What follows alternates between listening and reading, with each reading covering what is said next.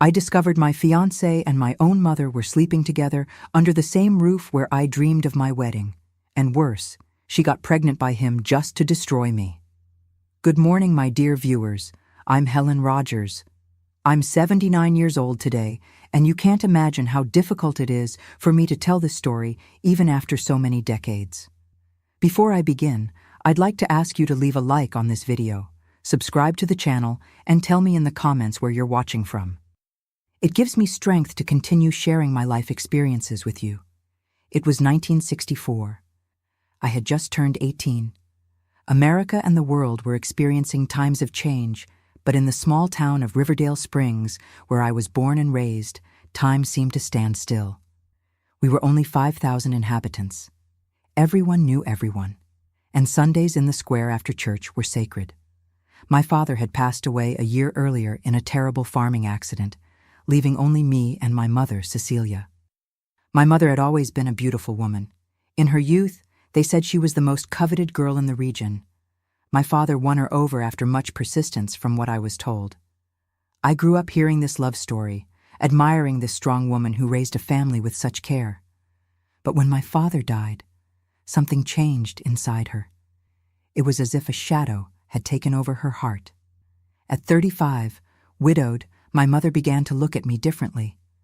Not as a mother looks at a daughter, but with rivalry. With each compliment I received, she became more bitter. When someone commented on my youth or beauty, she'd respond with cutting remarks. "Enjoy it while you can. Beauty fades quickly." Or, "What good is being pretty if you can't keep a man?" At the time, I tried to understand. "It's grief," I told myself. "She'll get better when the pain passes." But it didn't pass. It only got worse when Anthony appeared in our lives. Anthony Smith was 25 and had secured a job at the only textile factory in our area. He was different from the other men there. He had studied in the city, talked about places I only knew from photos in old magazines, and drove a blue Volkswagen Beetle that drew attention wherever it went. For an 18-year-old girl raised in that backwater, he seemed like he'd stepped out of a movie. We met at the church social in June 1964. He asked me to dance, recited poetry to me, made me feel special. I remember coming home that night, unable to sleep, replaying every word, every glance. My mother noticed my enthusiasm and initially even seemed happy for me. "Finally, someone paying attention to you," she said with a smile that now, looking back, already showed signs of what was to come. Anthony began visiting frequently. He always brought flowers, always polite, winning over not just me, but also my mother. He complimented her cooking, listened to her stories, made her laugh in a way I hadn't seen since my father was alive. Back then, that made me happy. I thought it was a sign that he would be accepted into the family, that we would form a harmonious home. How naive I was, my God. 3 months after we met, Anthony proposed to me. It was on the park bench, under the moonlight, with a simple ring that to me was worth more than any fortune. I accepted without hesitation. I dreamed of leaving that small town, seeing the world, building a family. My mother received the news with enthusiasm that I now understand was false. "We're going to have the best engagement this town has ever seen," she said. And she really threw herself into the preparations. She took care of every detail, sewed the dress I would wear with me, made guest lists. I was so wrapped up in the dream that I didn't notice when things began to change. It happened gradually. Anthony started showing up at home at odd hours when I was working at Mr. Johnson's store. He said he came to help my mother with the engagement preparations. He began canceling our Sunday meetings with increasingly vague excuses.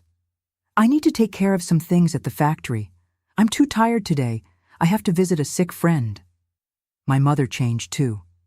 She started dressing up more, using perfumes that had been stored away since my father died, painting her lips even to stay at home. When questioned, she'd say, "Just because I'm a widow doesn't mean I have to look like one. I'm only 35, Helen." The first suspicions came when I found one of Anthony's shirts in my mother's room. She said she had taken it to wash, that he had left it there after helping her move some furniture. I accepted the explanation. Then came the whispers, the conversations that stopped when I entered the room, the glances exchanged during dinner.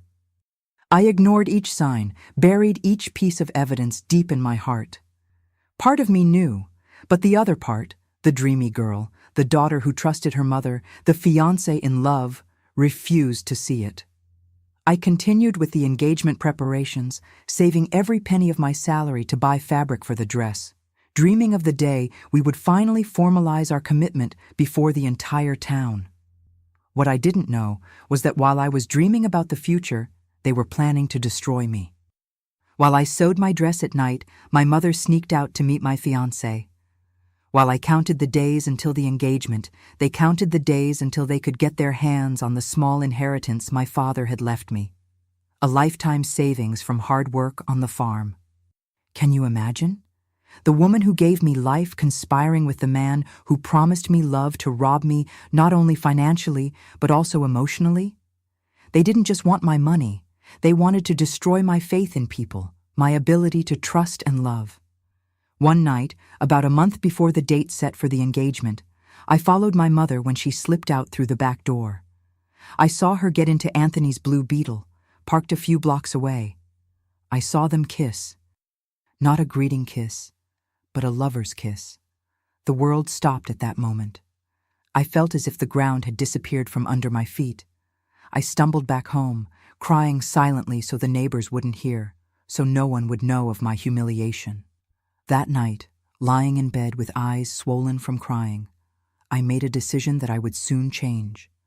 I wouldn't confront either of them. I would pretend I knew nothing, continue with the engagement preparations, and at the last minute flee to the city where my cousin Lucy lived. I would let them bear the shame of having to explain to the whole town the reason for my flight. It was a plan born of pain, but one that seemed dignified in that moment of desperation. I continued pretending, observing every detail with new eyes. The notes exchanged during Sunday lunches, the hand touches when they thought I wasn't looking, the way my mother seemed to flourish while I withered. Each day that passed, the pain transformed into something harder, colder. I was learning that sometimes the people who should protect us are the ones who hurt us the most. The engagement invitation was printed, the date set, the church hall reserved. I sewed my light blue dress at night, with silent tears streaming down my face. It was no longer a celebration dress, but a costume for my final act in that town, which now seemed too small to contain so much betrayal. What I didn't know was that fate had other plans for me. Plans that would be revealed in the most cruel way possible during what should have been one of the happiest days of my life. A revelation that would change everything and force me to make an even more drastic decision than simply fleeing in the dead of night. But before I continue this story that still pains my heart, I want to thank you for being here with me. This channel has been a blessing in my old age, allowing me to share my experiences and perhaps help others going through difficult times. Life is long, my dears, and wounds heal, even those that seem impossible to cure. If you're enjoying my story, don't forget to leave your like and subscribe to the channel. The day of my engagement was approaching. Only 3 days left. And the nervousness I felt wasn't that of an anxious bride, but of a young woman about to flee from everything she knew. My small suitcase was already partially packed, hidden under the bed. I saved every coin I could, preparing myself for a new and uncertain life in the city. The morning of that fateful Saturday in October 1964 dawned with a cloudless blue sky, as if nature were mocking the storm raging in my chest. The engagement would be at 7 p.m. in the church hall. I had planned to leave the house around 5 p.m., saying I was going to get ready at my friend Teresa's house. Instead, I would catch the 5:30 p.m. bus to the city. But God, in His infinite wisdom, or perhaps cruelty, had other plans for me. I was finishing the final adjustments on my light blue dress when I realized I was out of thread. I needed to run to Mrs. Josephine's notions shop before it closed at noon for lunch. It was during this hurried trip that everything changed. As I passed by Mr. I. Johnson's store, I saw Anthony's Blue Beetle parked there. I found it strange, as he should have been at the factory at that hour. I entered the store with the excuse of buying a soda. At the back of the store, I saw Anthony talking with Mr. Johnson, who was my mother's uncle. I hid behind the canned goods shelf to listen. "So, everything is settled for after the wedding?" Mr. Johnson was asking in a low voice. "The bank will release the money that Helen's father left once you present the marriage certificate?" "Yes," Anthony replied with a coldness that froze my blood. "It's almost 2 years' salary at the factory. With that and what Cecilia has managed to save, we can start a good life in the city." "And Helen?" insisted Mr. Johnson, seeming genuinely concerned. Anthony shrugged. "What about her? After I get the money, we'll figure something out. Cecilia is already preparing the ground, telling everyone her daughter hasn't been right in the head since her father died. No one will be surprised when I file for divorce, claiming mental problems." I left the store without being noticed, with shaky legs and a heart beating so hard I thought I might faint right there in the street. It wasn't just a passionate betrayal. It was a meticulous plan to rob me and then abandon me, staining my reputation so no one would believe me. I returned home dazed, completely forgetting about the thread I needed to buy. My mother wasn't there. She had gone to take care of engagement details, according to the note left on the table. I entered her room, something I rarely did since the changes in her behavior began. I started searching, though I didn't know exactly what for. I rummaged through drawers, looked under the mattress, inside the wardrobe. That's when I found at the bottom of a handkerchief drawer a small diary with a brown leather cover. I had never seen that notebook before. With trembling hands, I opened it and began to read. The first pages were about grieving for my father, words from a widow genuinely devastated by loss. But soon the tone changed. There were entries about how she felt invisible, about how the men in town only had eyes for young girls, about how she resented me for stealing the attention that should be hers. And then began the entries about Anthony. The first dated just 2 weeks after he had asked me to be his girlfriend. "He looked at me differently today," she wrote. "Not as if I were the girlfriend's mother, but as a woman. I felt something I hadn't felt since before August died." The following pages detailed how their relationship had begun. A touch of hands that lasted longer than necessary, a compliment whispered when I wasn't around, a stolen kiss in the kitchen while I was in the backyard hanging clothes.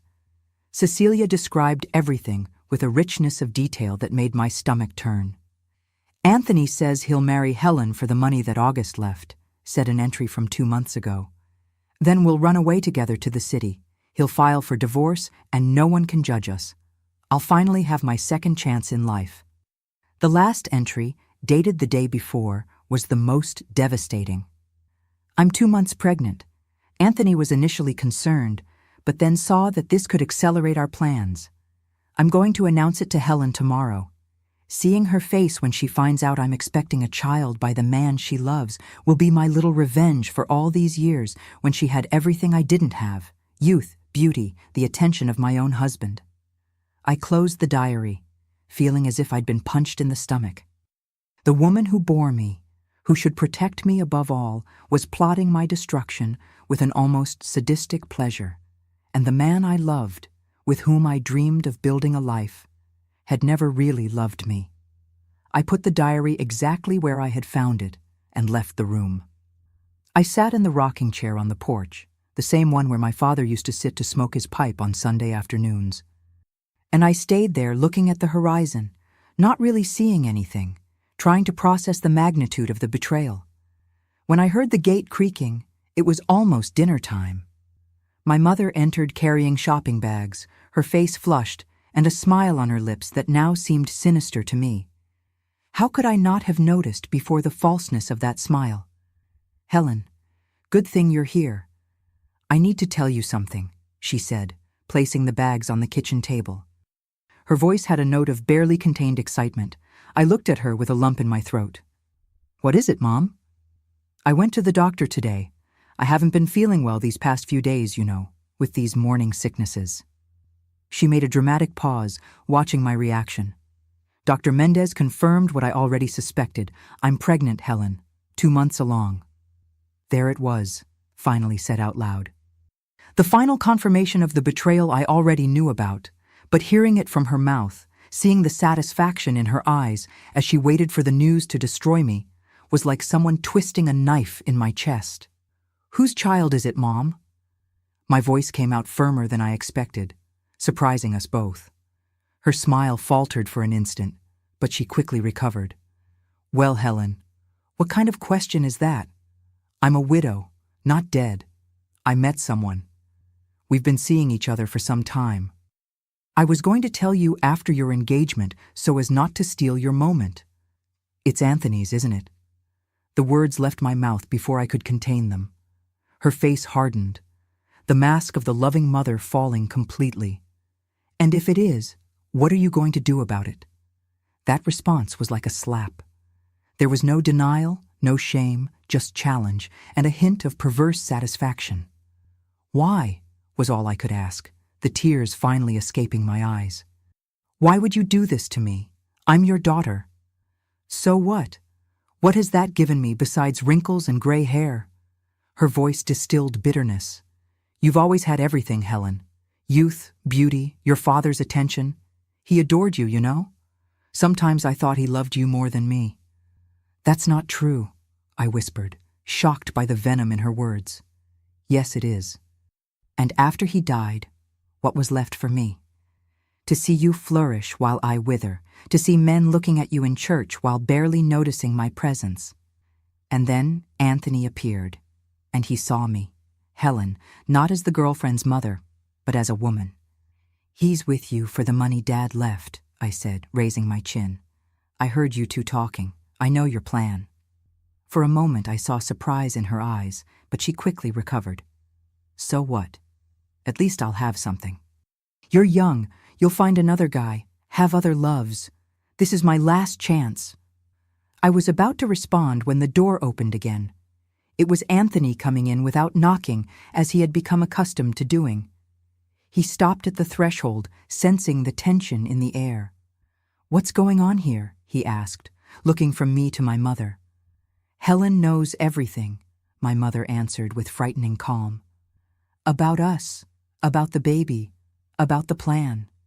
His face turned pale. For a moment I thought he would deny everything, say my mother was crazy, that it was all a terrible misunderstanding. But then his shoulders dropped in resignation.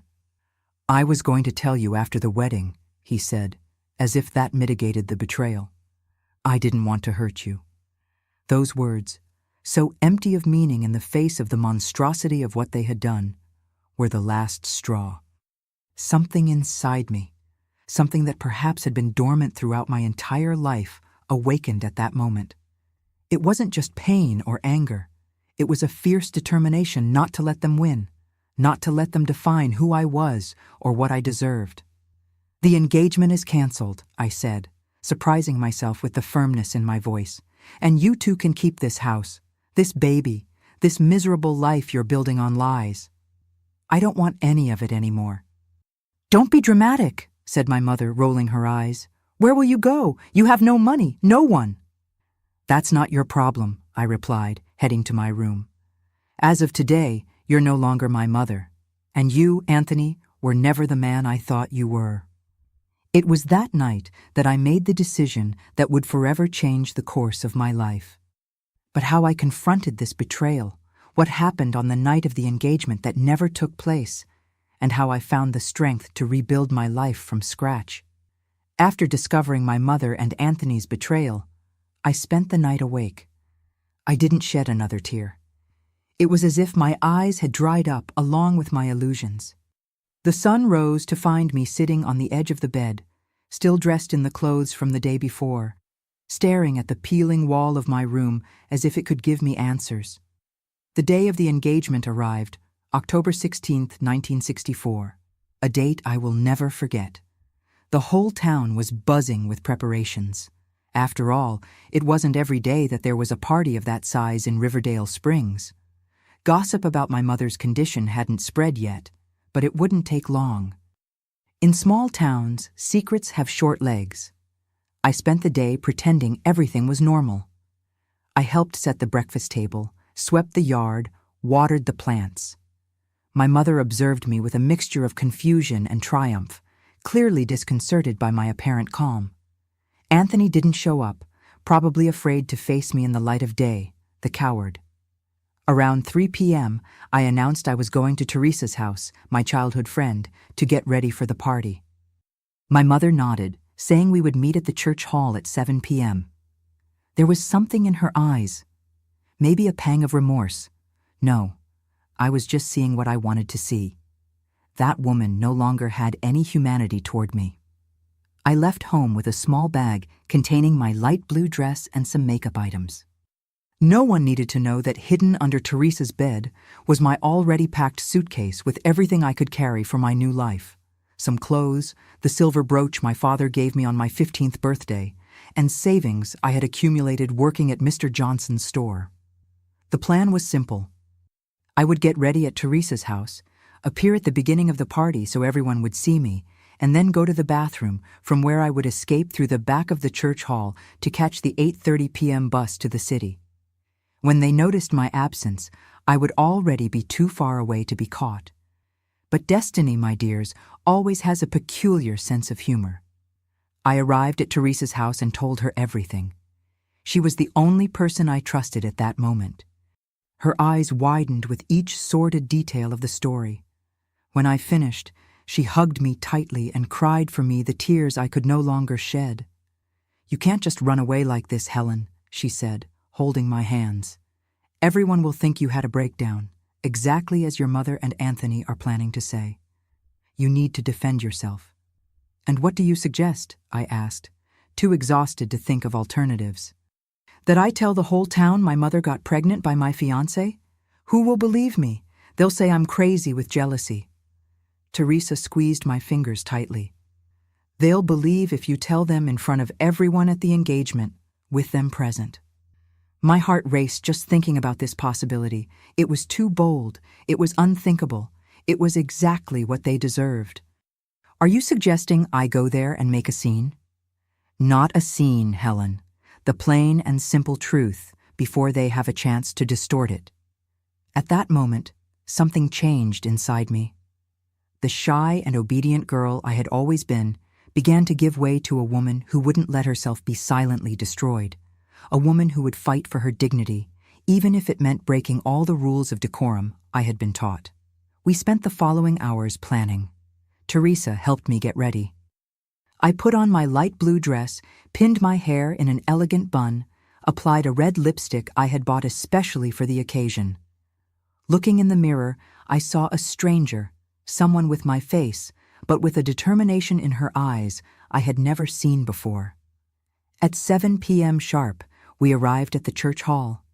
The decoration was simple but beautiful. Wildflowers in glass jars, white ribbons on chairs, a table with a modest cake, and bottles of cheap wine. Almost all 200 guests were already there, eager to see the young bride and her promised one exchanging rings. My mother was near the improvised altar, talking with the pastor and some ladies from the church. She wore a dark green dress that accentuated her still slender figure, and her eyes shone with a joy that I now knew was perverse. Anthony was beside her, elegant in his only suit, clearly nervous, his eyes constantly seeking the door, probably to see if I would actually show up. I entered the hall with Teresa by my side. A murmur ran through the crowd. "The bride has arrived. How beautiful she is. How lucky Anthony is." If only they knew. My mother saw me and waved, her smile not reaching her eyes. Anthony turned slightly pale, probably fearing I would make a scene.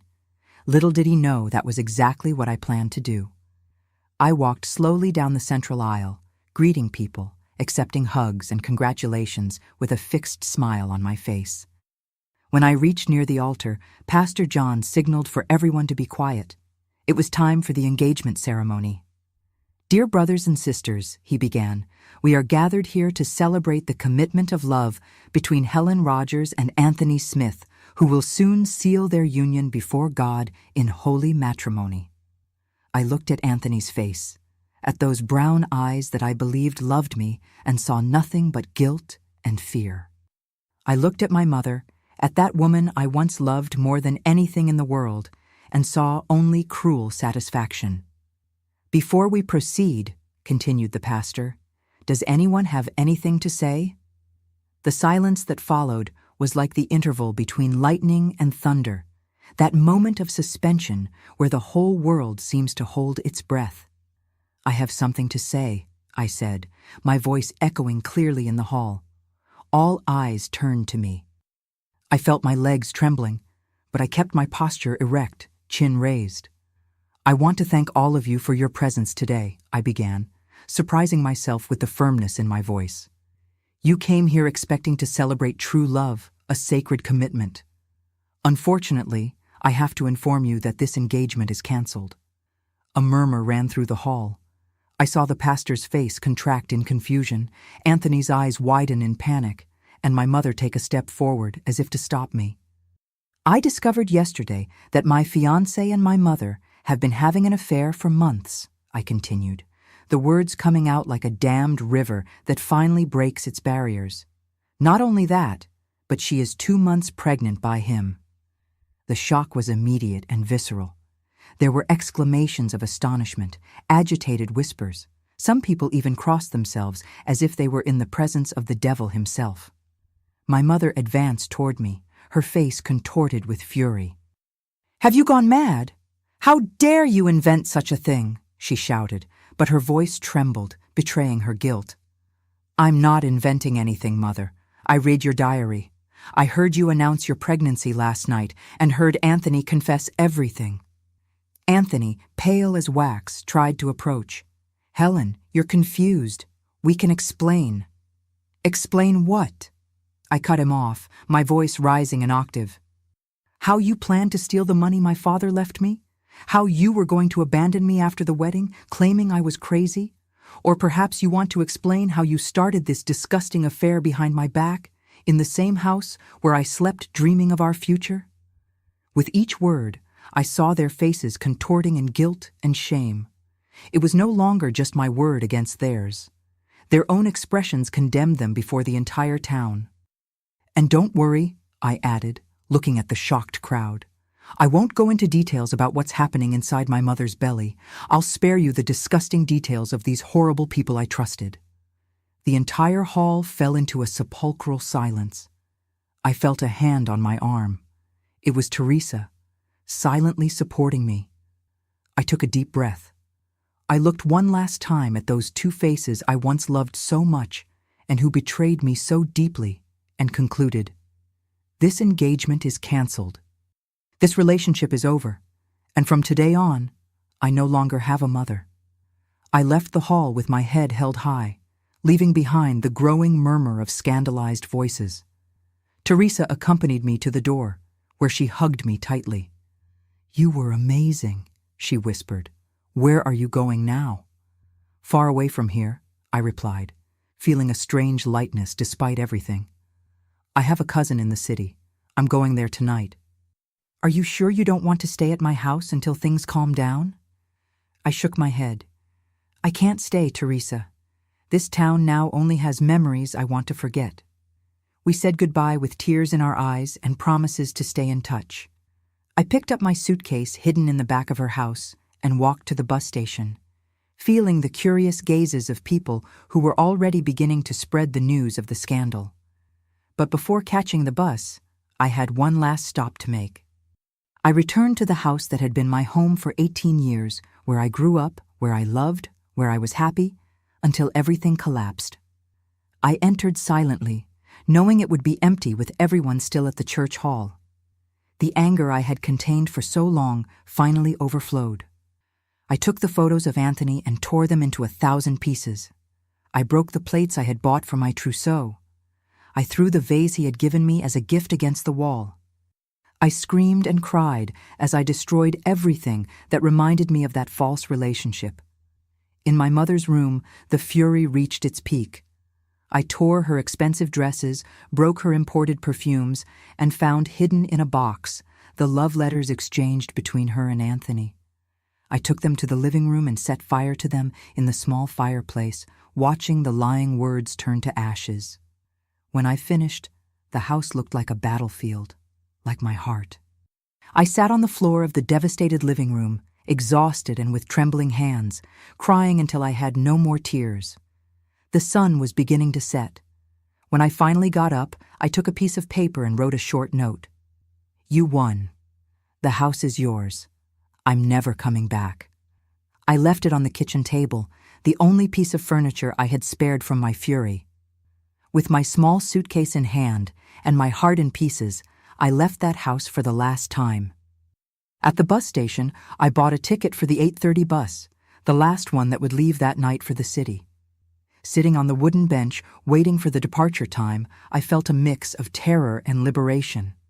I was 18 years old, completely alone, without family, without a fiancé, without plans. Everything I owned fit in that worn suitcase and in the few crumpled bills I kept in my coat pocket. But I had something no one could take from me: my dignity. I hadn't fled stealthily. I hadn't kept quiet in the face of injustice. I had confronted my betrayers head on. I had told my truth. When the bus finally departed, taking me away from Riverdale Springs, from its dirt roads, from the church tower that had marked all the important moments of my life, I cried silently, my forehead resting against the cold glass of the window. They weren't tears of sadness, but of farewell, of a life left behind, of a naive girl who no longer existed. We reached the city around midnight. The big city welcomed me with its bright lights, its wide streets, its incessant noise. I took a taxi, spending a precious part of my savings, and gave the address of my cousin Lucy. I prayed that she would be home, that she would take me in, that she wouldn't send me back to the hell I had left. The taxi stopped in front of a small 2-story house in a modest neighborhood. I paid the fare, picked up my suitcase, and with my heart in my throat knocked on the door. It took a few minutes until a light turned on inside and I heard footsteps approaching. The door opened and there was Lucy, my cousin 5 years older than me, who had left Riverdale Springs right after finishing high school. Her sleepy face transformed into surprise when she saw me. "Helen, what are you doing here at this hour? Wasn't your engagement today?" I opened my mouth to answer, but no sound came out. Instead, I broke down in tears, all the repressed emotions of those days finally finding an escape valve. Lucy didn't ask any more questions. She simply hugged me, pulled me inside, and closed the door behind us. That night marked the end of the Helen I had been, and the beginning of the Helen I would become. But how did I rebuild my life from scratch? How did I find in art a form of expression and healing? How did I learn to trust again after such betrayal? That first night at my cousin Lucy's house, I slept a restless sleep, filled with nightmares. I woke up disoriented, for a moment not remembering where I was or why my heart ached so much. Then the memories came flooding back. The betrayal, the confrontation, the escape, the reality that at 18 years old I had lost everything I knew. Lucy was my guardian angel in those first days. She didn't ask questions until I was ready to talk. When I finally told her the whole story, I saw her eyes fill with tears and indignation. "You can stay here as long as you need," she said, squeezing my hands in hers. "We'll rebuild your life day by day." And so began my journey in the city. Lucy lived alone in a small 2-story house with 2 bedrooms in a working-class neighborhood. She worked at an art supplies store called Colors on Canvas, owned by an Italian gentleman, Alberto Monticelli, who had emigrated to America after World War II. The first week, I hardly left the room.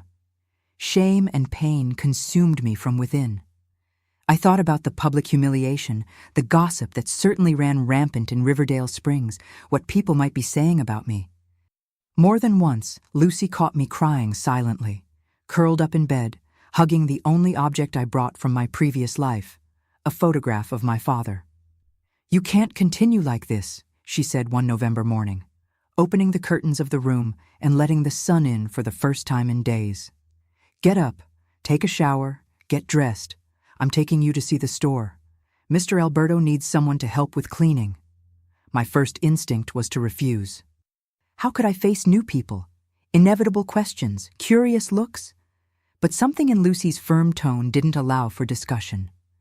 With effort, I dragged myself out of bed, took a long shower, the first in days, and put on one of the simple dresses I had brought with me. Colors on Canvas was a 15-minute walk from Lucy's house, on a narrow street filled with small businesses. It was larger than I expected, an old mansion that had been adapted with large windows that let in natural light. Upon entering, I was immediately enveloped by the smell of oil paint, turpentine, and wood.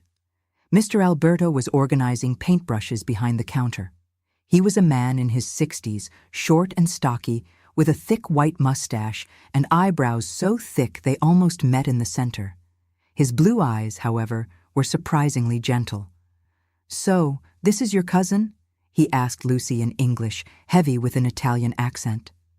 He turned to me with a kind smile. "Welcome, girl. Lucy told me you need work." She didn't ask where I came from, why I had left my town, or what I knew how to do. He just showed me a faded apron and explained my tasks. Sweep the floor, clean the shelves, organize the materials, answer the phone when necessary. "The salary is small," he warned, "but it's honest. And you can stay after hours to watch the classes if you want." I didn't know at the time, but that invitation would change the course of my life. I started working the next day. The first weeks were a blur of mechanical tasks executed on autopilot. I would wake up, walk to the store, sweep, clean, organize, answer occasional phone calls, and return home exhausted, but grateful for the exhaustion, as it meant a few hours without thinking about what I had left behind. The store offered painting classes 3 times a week in the evenings. At first, I just observed from a distance while finishing cleaning. Professor Henry Asunción was a middle-aged man with a mysterious past and unquestionable talent. His students were mainly middle-class ladies and some young art students. On a rainy December night, when the store was almost empty due to the storm, I stayed late organizing paints. Henry was preparing canvases for the next day's class and caught me watching him. "You're always watching," he said without raising his eyes from his work. "Why don't you try it?" I felt my face burn with shame. "I just clean here, Professor. I don't know anything about art." He finally looked at me with an expression I couldn't decipher. "No one is born knowing. Everyone starts from scratch." Those simple words reverberated within me in a way I didn't expect. Everyone starts from scratch. Wasn't that exactly what I was doing in all aspects of my life? Henry handed me a brush. "Come, I'll show you how to hold this correctly." That first improvised lesson lasted only 20 minutes, but it marked the beginning of a passion I never knew existed within me. Henry taught me how to hold the brush, how to mix the most basic colors, how to make a simple stroke on the canvas. My hands trembled so much that I could barely make a straight line, but when I finished, something had changed within me. In the weeks that followed, whenever the store was empty or after hours, Henry would give me small lessons. Mr. Alberto, noticing my interest, began allowing me to use leftover paint and canvas scraps to practice. "The girl has an eye for colors," I heard him comment to Lucy once. "It's rare to see that in someone without training." My first complete painting was a technical disaster, an attempt at a landscape with all the wrong proportions and non-existent perspective. But the colors were vivid, intense, almost screaming in their need for expression. "You paint with anger," Henry observed, looking critically at my canvas. "With pain. That's good. Technique can be learned, but feeling, true feeling, can't be taught." I began to paint whenever I could. At first, they were just basic exercises, apples, jars, simple objects to practice light and shadow. Gradually, I moved on to imagined landscapes, urban scenes seen from the store window. The more I painted, the less I thought about the betrayal, the humiliation, the pain I had left in Riverdale Springs. The year 1965 arrived, bringing new air. In March, we received a letter from Aunt Gertrude, my father's sister, who still lived in Riverdale Springs. She told us that my mother and Anthony had married in a discreet ceremony at the pastor's house. No one from town attended, except the mandatory witnesses. The scandal had been so great that they lived practically isolated.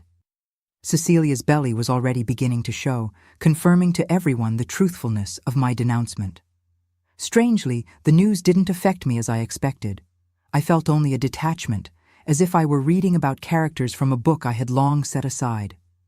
That night, I painted a picture entirely in blue tones, not a scene of sadness, but of calm, of deep waters and infinite sky. "You're healing," Henry said when he saw the canvas. "The pain is still there, but it no longer defines you." In June, 6 months after my arrival in the city, Mr. Alberto surprised me with a proposal. In addition to cleaning, I could help attend to customers, explaining about the materials I already knew so well. It meant a small but welcome increase in my salary.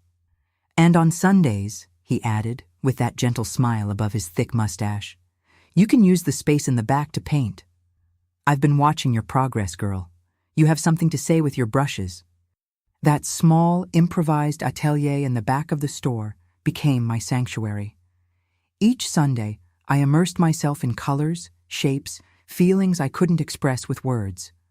I painted women, always women, in different emotional states, trapped in cages, emerging from turbulent waters, looking towards distant horizons. In September, during an evening class, a customer entered the store. She was an elegant lady with impeccably arranged gray hair and clothes that betrayed her social position. Mrs. Elisa Mendonça, as we soon discovered, was a known art collector in the city. While Mr. Alberto attended to her, she walked around the store, examining the displayed materials. That's when she stopped in front of a canvas I had recently painted. A woman with her back turned looking at a burning house in the distance, her red dress merging with the fire. Mr. Alberto had placed it in a corner of the store, more as decoration than for sale. "Whose work is this?" asked Mrs. Elisa, adjusting her glasses to examine it better. Mr. Alberto hesitated for a moment before answering. "A young local artist, a self-taught one." "I want to meet her," said Mrs. Elisa, with the assurance of someone accustomed to having her wishes granted. "There's something powerful in this work. Raw, yes, technically immature but powerful." When Mr. Alberto introduced me, I saw the surprise in Mrs. Elisa's eyes, realizing that the young artist was just the store attendant, a 19-year-old girl without art training or pedigree. "You have a story to tell, don't you?" she asked, observing me with keen eyes. "That's what makes your art interesting. Keep painting and allow me to take this canvas. I'll pay a fair price for it." That was the first sale of my life. With the money, I bought more paints and better quality canvases. More importantly, I gained something I had lost in Riverdale Springs: confidence. In the months that followed, Mrs. Elisa returned several times, bought 2 more canvases, and introduced me to other collectors. Mr. Alberto, perceiving the opportunity, designated a permanent space in the store's showcase for my works. 1966 brought more changes. Lucy met Peter, an accountant who frequented the stationery store next to Colors on Canvas, and they soon began dating. I knew that eventually they would want privacy, that I couldn't continue living with my cousin forever. With the savings from selling the paintings, I rented a modest room a few blocks from the store. It was my first truly my own space. I transformed it into a mini atelier with a mattress on the floor, a small wardrobe for my few clothes, and the rest dedicated to art. An improvised table for paints, a second-hand easel, canvases leaning against the walls. I painted more and more, developing my own style that mixed realism with symbolic elements. My women no longer seemed so tormented. Now they fought, resisted, transformed themselves. The critics who eventually discovered my work spoke of resilient femininity and visual metaphors of rebirth, without knowing that each canvas was a chapter of my own reconstruction story. In August 1967, almost 3 years after my arrival in the city, I received an invitation that would change my trajectory. The Municipal Cultural Center would organize an exhibition of young artists, and my name had been indicated by Mrs. Elisa. I would have the right to present 5 works under the title Rebirths. I spent weeks selecting, adjusting, revisiting canvases until choosing the ones that best represented my journey. The first showed a young woman with her back to a small town, looking at a road that was lost on the horizon. The second portrayed the same figure huddled in a dark corner, shrouded in shadows. In the third, she stood before an easel, holding a brush as if it were a weapon. The fourth showed her emerging from turbulent waters, her face determined despite the waves. The fifth and last, my favorite, presented her standing on top of a hill, arms open to a sky where the sun broke through heavy clouds. The exhibition was a modest success, but significant for an unknown artist like me. I sold 3 of the 5 canvases exhibited and received an honorable mention from the jury. More importantly, the local newspaper published a small article about the exhibition with emphasis on my work, described as a powerful visual narrative of female overcoming. It was at this exhibition that I met John Meyer, a young university professor of literature who was intrigued by the narrative sequence of my canvases. He approached during the inauguration, asked insightful questions about my creative process, about the stories behind the images. "I feel there's an entire book inside each of these canvases," he commented, looking at the woman emerging from the waters, as if each brushstroke were an unwritten paragraph. For the first time since I left Riverdale Springs, I felt something awaken within me, beyond the determination to survive. An interest, a curiosity, an attraction to someone who saw beyond the surface of my paintings. But how did this unexpected encounter transform into a relationship based on mutual respect and renewed trust? How did I learn to open my heart again after such a deep betrayal? How did I find the courage to form a family? After meeting John at that exhibition in 1967, my life began to change in ways I never would have imagined. Our first date was at a cafe near the university where he taught. We talked for hours about art, literature, philosophy, and for the first time in a long time, I didn't feel diminished or judged. John had a way of listening that made every word seem important, every thought worthy of consideration. Our relationship blossomed slowly, with the caution of 2 people who carry scars. John had lost his wife to a prolonged illness 2 years earlier and was still learning to live with that void. I, with my heart torn by betrayal, feared giving my trust again. "I'm not asking you to trust me immediately," he told me one night as we walked through the city park. "Trust is built day by day, like a canvas you paint stroke by stroke." It was exactly what I needed to hear, the understanding that emotional scars don't disappear overnight, that time is necessary for deep wounds to heal completely. During the months that followed, I continued to paint and work at Mr. Alberto's store, which now regularly sold my works. John would pick me up after work on Fridays, and we would spend the weekends exploring museums, watching plays, or simply talking in his small apartment filled with books. In 1968, a year after our first encounter, John asked me to marry him. It wasn't a grandiose or dramatic proposal. We were in his apartment on a rainy night. I had prepared a simple dinner, and while we were washing the dishes together, he simply asked if I would like to build a life by his side. "You don't have to answer now," he added, drying a plate with unnecessary attention. "I know that for you, more than for most people, this isn't a simple step." That night, lying in my bed in the small atelier room, I reflected on the path I had traveled since leaving Riverdale Springs 4 years earlier. From the devastated girl who arrived in the city with just a suitcase, I had transformed into an independent woman, an artist with her own voice. Would it be fair to bring the ghosts of a past betrayal into a new marriage? My answer came in the form of a painting, a small, intimate picture of 2 intertwined hands against a background of night sky. I gave it to John the next day with a simple "yes" written on the back. We married in April 1969 in a modest ceremony in the garden of Mrs. Elisa's house, who had become a sort of godmother to me. Lucy was my maid of honor, already carrying her 6-month-old son in her arms. Mr. Alberto, with his white mustache impeccably trimmed for the occasion, led me down the small improvised aisle between the chairs. I didn't invite anyone from Riverdale Springs. That part of my life seemed to belong to someone else, to a Helen who had been left behind, along with that dusty town. The first years of our marriage were of tranquil adaptation. We moved to a larger apartment near the university, with a room exclusively dedicated to my atelier.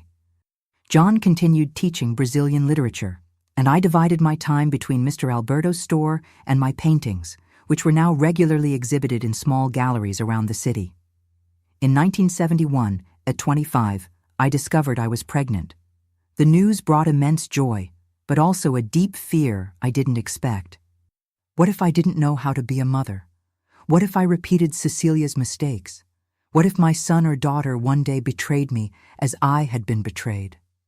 "You're not your mother," John told me one night as I contemplated these questions aloud. "Our choices define us, not our blood." Clara was born on a rainy dawn in January 1972, a girl with intense eyes who from the first moment seemed to observe the world with insatiable curiosity.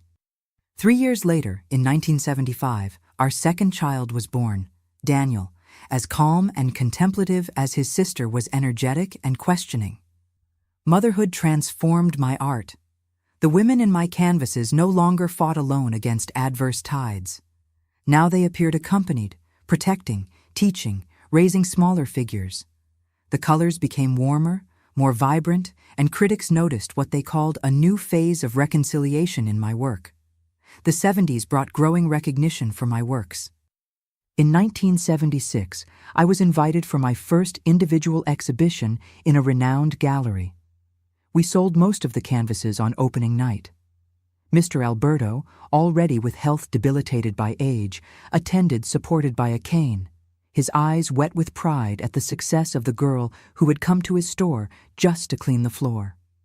"I always knew," he whispered, squeezing my hand with his knotty fingers. "From the first day, I saw something special in your eyes. Not just pain, but strength." Mr. Alberto passed away 3 months later. In his will, he left me a small part of the store, which was now managed by his son. It was with this money that I was able to open my own space, not just an atelier, but a small art school, where I began to teach other women, many of them with stories of pain and new beginnings similar to mine. Life was following its course, tranquil and blessed, when in 1982, almost 20 years after leaving my hometown, I received a letter that reopened wounds I believed had healed.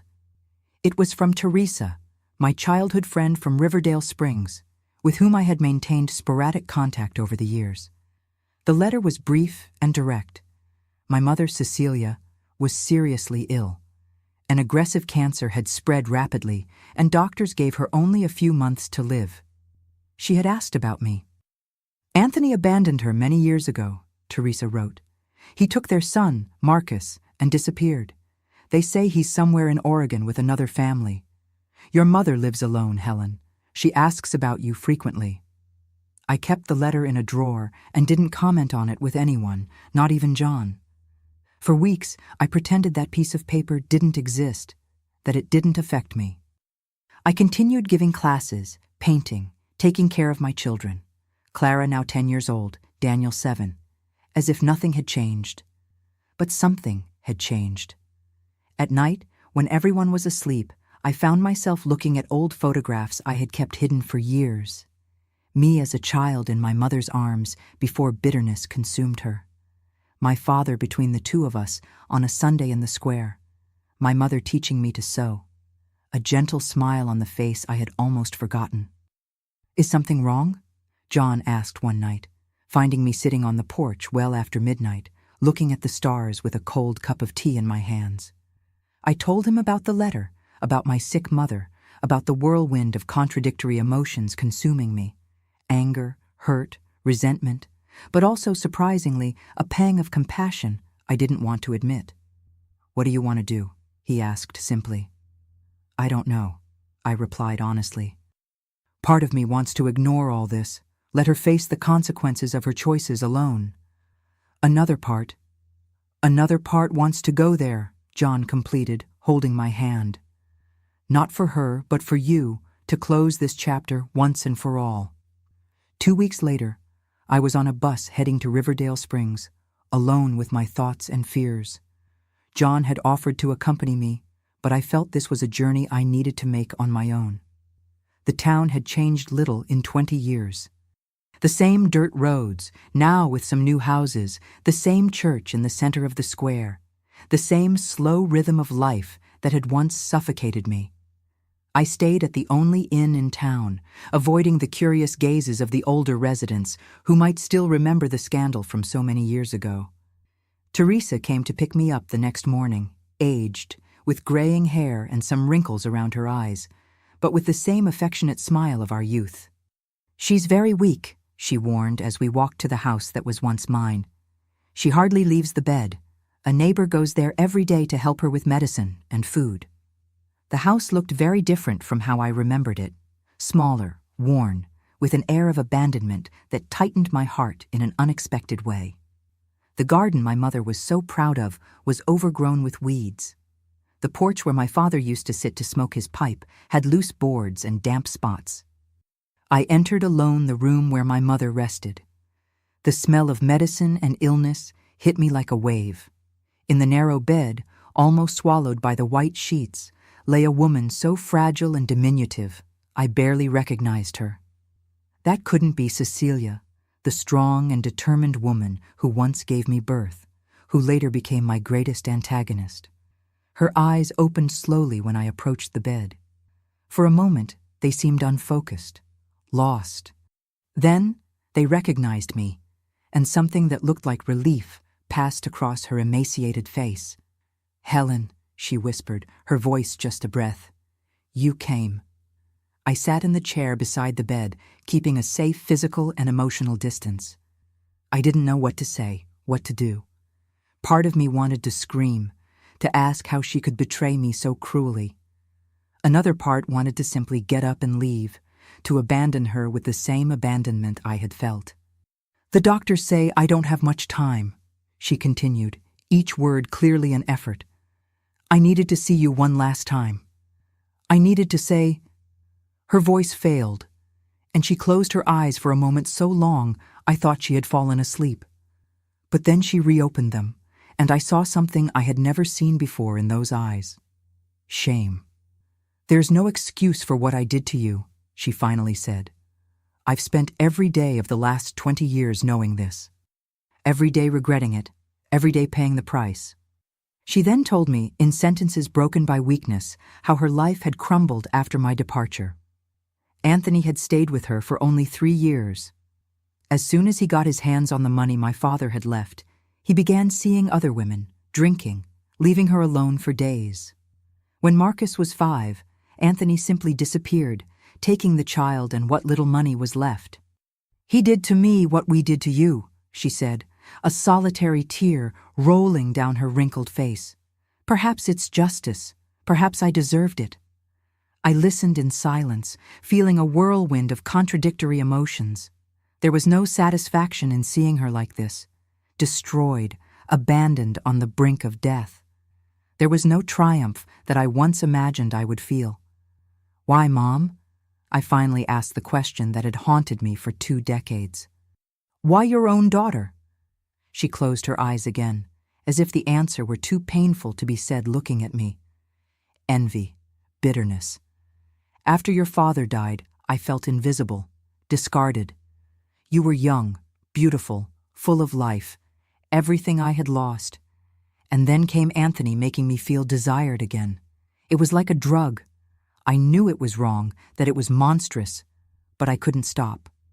A heavy silence fell between us. "What do you say to a dying mother who admits to having destroyed your life out of envy? What kind of forgiveness can you offer for such a deep betrayal?" "I don't expect you to forgive me," she continued, as if reading my thoughts. "I just wanted you to know that there hasn't been a day when I didn't regret it. There hasn't been a day when I didn't miss you." I left that room without answering, without offering the forgiveness she sought, or the absolution she perhaps expected. I returned to the inn, walking slowly through the streets I once knew so well, feeling the weight of decades of resentment on my shoulders. That night, I couldn't sleep. I sat by the window of my room at the inn, looking at the full moon illuminating the rooftops of Riverdale Springs, and thought about everything that had happened since that October night in 1964, when I left this same town with just a suitcase and a shattered heart. I thought about the 18-year-old girl I was, the unbearable pain I felt, the betrayal that seemed to have destroyed my ability to trust. And then I thought about the woman I had become, artist, teacher, wife, mother. A woman who had rebuilt her life, who had found beauty and meaning where, before, there were only ashes. I realized, looking at that starry sky, that carrying the weight of resentment for another 20 years would bring me nothing but more bitterness. The forgiveness my mother sought wasn't for her benefit. It was for mine. It was the last piece of the puzzle of my healing. The next morning, I returned to my mother's house. I carried with me a small package wrapped in brown paper. Teresa received me with concerned eyes. She had a difficult night, she warned. She's weaker today. I entered again that room of illness and painful memories. My mother seemed even smaller than the day before, as if she were literally disappearing before my eyes. Her eyes opened when I approached, evident surprise in her tired gaze. "I brought something for you," I said, sitting on the edge of the bed and unwrapping the package. It was a small painting I had finished in the early hours, sitting at the inn's table with the portable paints I always carried on trips. It showed two women, one older, one younger, holding hands in front of a vibrant sunset. They weren't exactly us, but they could have been in a different world, in a life where envy and betrayal hadn't come between us. "It's beautiful," she whispered, touching the canvas with trembling fingers. "You became an artist?" "Yes," I replied simply. "Pain taught me to paint. Painting taught me to live again." We remained silent for a moment, the years and hurts hovering between us like an almost tangible veil. "I can't say I completely forgive you," I finally said, finding the words I couldn't the day before. "But I'm trying, for me, not for you, because this resentment only imprisons me in a past I can't change." Silent tears streamed down my mother's wrinkled face. They weren't tears of self-pity, but of late understanding of what she had lost, of what she had thrown away. "Do you have children?" she asked after a long silence. "Yes, Clara is 10, Daniel is 7. They're wonderful children." "You're a good mother," she said, not as a question, but as a realization. "I try to be, every day." "That's what matters," she whispered, her eyes beginning to close, overcome by tiredness. "Trying every day." And I stayed beside her until she fell asleep. Before leaving, I placed the small painting on the table beside the bed, where she could see it upon waking. It was the most forgiveness I could offer. Not an erasure of the past, but an acceptance that it no longer needed to define my future. Cecilia passed away 3 weeks later. I couldn't return for the funeral, but I sent flowers and a letter to Teresa, thanking her for being the bridge for that final meeting.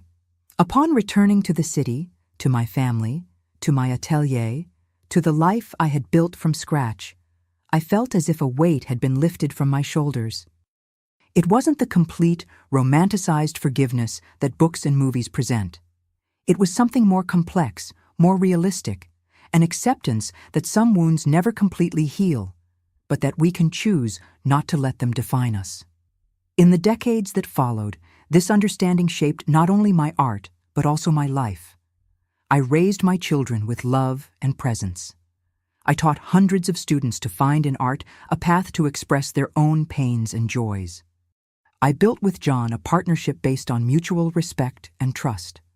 Today, at 79 years old, I look back and see that the terrible betrayal I once thought had destroyed my life was, in fact, just the beginning of a journey. A journey of self-discovery, of resistance, of transforming pain into beauty. If you're going through something difficult now, if you feel betrayed, abandoned, hopeless, I want you to know. It's not what happens to us that defines who we are, but what we choose to do with it. Pain can destroy us or transform us. The choice, my dears, is always ours. Thank you for following my story to this point. If it touched your heart in any way, leave your like, share it with someone who needs to hear these words, and come back next week for another life story. Remember, our scars tell stories of survival, not defeat.